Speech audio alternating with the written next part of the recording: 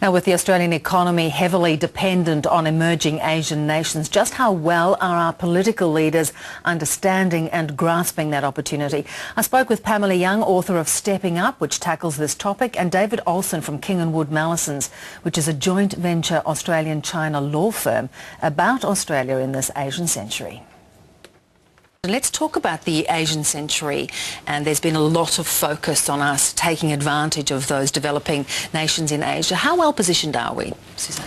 I think that we have a high degree of awareness of what we need to be doing, but I'm not sure that we're acting on that enough yet. I think we haven't quite got the comfort level to sort of start putting things into place. And some of the barriers are around our acceptance of what's going on in other nations, and returning expats have difficulty getting back into the workforce here. And I think we have challenges around preparing our people to work in Asia, because we're monolingual, we're essentially monocultural. Despite our multicultural look, we're still an Anglo-Saxon nation to the rest of the world. So we have a little bit of work to do before we are ready to fully participate in Asia, I think.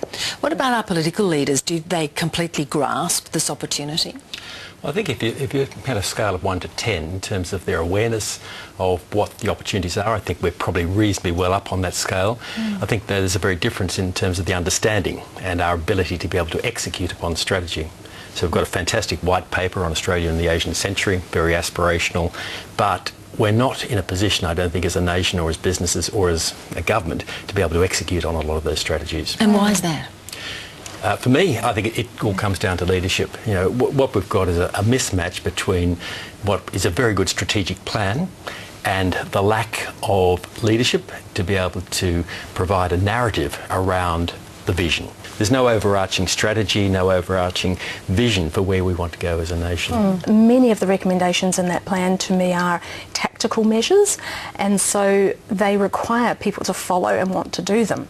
And I have found from my research that there are some resistance to the changes that would be required to implement those tactical measures. The impression is that we're doing it and going gangbusters, but that's not the impression you're getting. No, not at all. Out of the 100 people I spoke to, only 25 of them were actively engaged in Asia. Of the others, 75% of the people, they had an awareness that it was happening and thought that we were participating, but are they actually investing in Asian languages in their schools? Are they, preparing their people to operate in Asia? Are they exchanging people with their companies in Asia? No, it's not happening to that degree. I've come from a position where I've been representing through the Chamber of Commerce in China, over 1,000 Australian companies operating in China.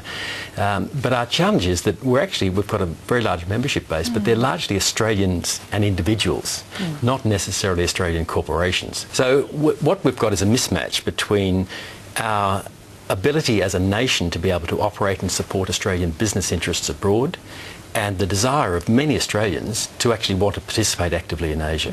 And recent research has shown that Australian businesses are waiting for government to help them with that step into Asia. And I think that if we could focus more internally on allowing the Asians that live here to participate in business at a higher level, then we would become more Asian capable and Asian competent. When you look at the Australian population of 22 million, over half of them have arrived since World War II.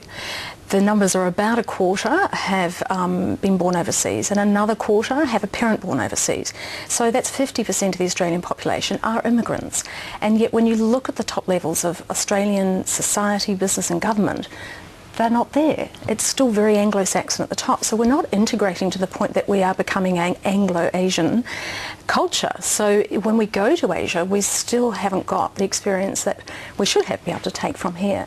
And you talk about those members, David, that you worked with. How comfortable are they doing business in Asia? Would they still prefer to be doing business with Europe? It's interesting that in a number of cases, some very senior people are almost breathing a sigh of relief that there's been an economic growth again in the United States and Europe, because they're almost saying, phew, I don't have to worry too much about Asia now. I can get back on the plane and go direct to Europe. And I think there's a perception that Asia is hard. Yes, it is hard. It's challenging. It's a difficult operating environment.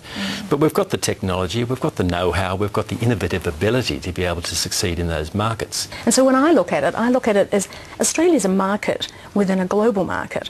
And so if we think of ourselves as a single economy and we're only looking inward, we're just fishing in the same pond. Whereas many of the other nations in Europe and Asia are surrounded by other nations that they're trading with all the time, and they're surrounded by nations which speak other languages and bring in other cultures.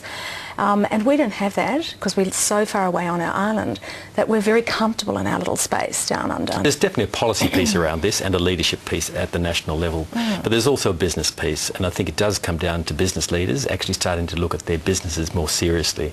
You've got to embed into the DNA of all organisations that are going to be successful that willingness and desire to be able to respond to economic, social, technological change, because it's happening right on our doorstep upstairs. Yes. And we have to be able to respond to that, and organisations have to have the mindset around it. David Olsen and Pamela Young on Us in the Asian Century. Lots of work still to be done.